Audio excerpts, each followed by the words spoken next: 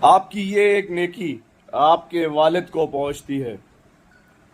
مولا امام موسیٰ کاظم علیہ الصلاۃ والسلام کا فرمان ہے کہ اپنے باپ کے دوستوں کی عزت اور حفاظت کرنا بہت ضروری ہے، کیونکہ ان کے ساتھ نیکی کرنا ایسا ہی ہے جیسے اپنے باپ کے ساتھ نیکی کی ہو۔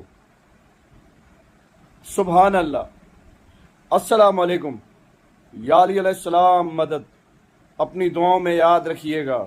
اللہ پاک آپ سب کا حامی و ناصر ہو، اور اللہ پاک آپ کو نیک کام کرنے کی توفیق عطا فرمائے، بالخصوص اپنے والدین کے دوستوں کی عزت کرنا، ان کی حفاظت کرنا، تاکہ وہ نیکی آپ کے والد کو پہنچے۔